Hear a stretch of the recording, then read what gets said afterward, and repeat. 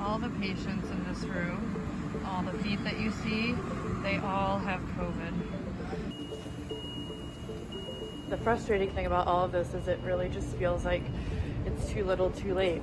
Like we knew it was coming.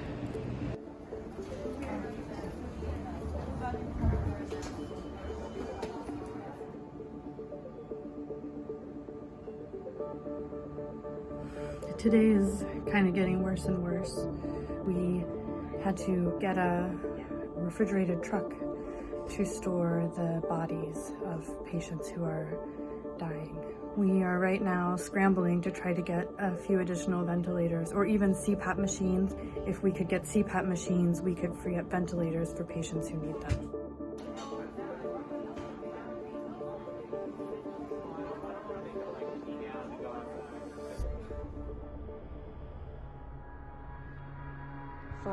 Five ventilators.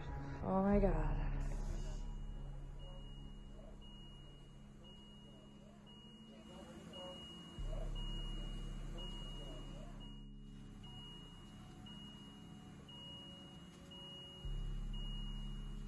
You know, we now have these 5 vents. We probably, unless people die, I suspect we'll be back to needing to beg for ventilators again in another day or 2.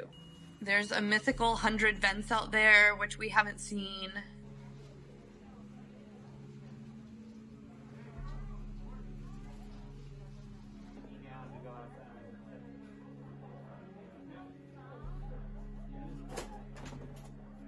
Leaders in various offices, from the president to the head of health and hospitals, saying things like, we're going to be fine, everything's fine.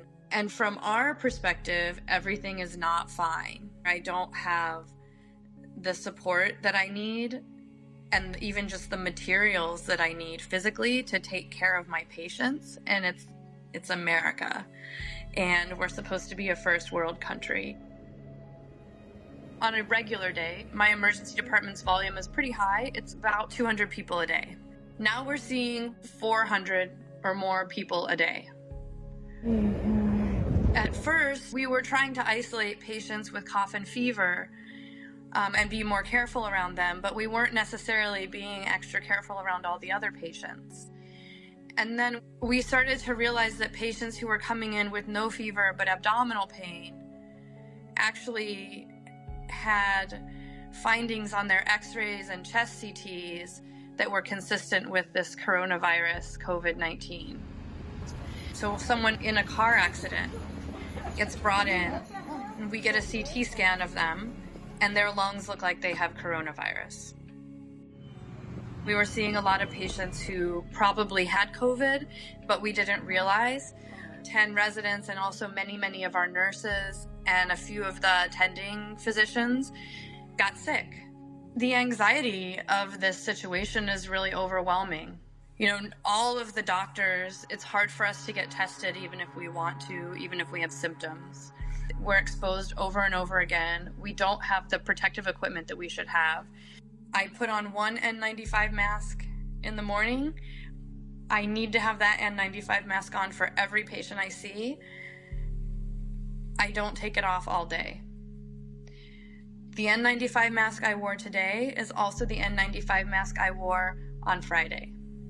We're always worried that we'll be out of N95 masks.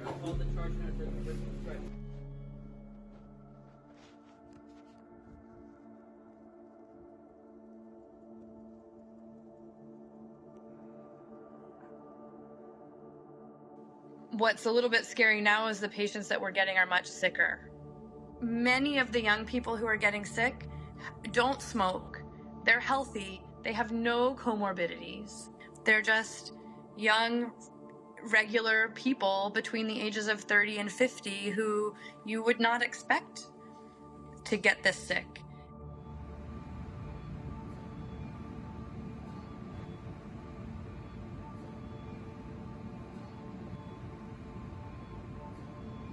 So many people are saying it's going to be okay, everything's fine, we have what we need. And if this goes on for a month or 2 or 3 or 5 like it did in China, and we're already this strained, we don't have what we need. I don't really care if I get in trouble for speaking to the media. I want people to know that this is bad. People are dying. We don't have the tools that we need in the emergency department and in the hospital to take care of them. And it's really hard.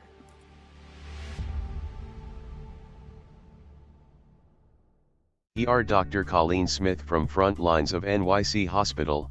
I don't really care if I get in trouble. I want people to know that this is bad, people are dying. On a personal note, just my 2 cents for the kids. Don't listen to power or money. Listen to the data and the fucking experts. Don't listen to power or money, but watch those mofos close. Watch Fauci literally facepalm himself when Trump keeps yabberin. Remember how months of downplaying went by while these fuckers dumped stock and cancelled sports as a whole and kept coming on TV every day talking about it's cool. Good luck, y'all. We're in for a slobberknocker. My mom is a nurse in their step-down unit. I picked her up from work the other morning after a rough overnight shift and it was a weird drive home.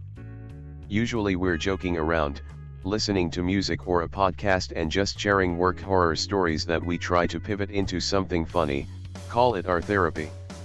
Well, it was quiet in the car and when I asked her, she broke down. Said so many Team 700s were called, aka Code Blue, young and old crashing, being intubated and dying. She kept talking about a patient that was in his 30s with no comorbidities and how he suffered till he died. She felt helpless, and the worst part, it's just the beginning. I worry about her and she worries about the rest of our family. We're a bunch of RNs, PAs, and MDs and we have accepted the fact that we're all most likely going to be infected if not already, or at least carriers. It's scary, but we do what we have to. The truth hurts but it's definitely needed. It's truly terrifying to think that this is only the beginning here in the US. Have to agree, reluctantly. Been able to go 40 years so far saying in all honesty that I ain't scared of shit except my mama. Now it's 2 things. F. We're supposed to be a first world country. WTF does it look like when literally every city, town, village in the US looks like NYC does today? Then fucking what? Production set of The Walking Dead? Chill. It'll be gone by Easter.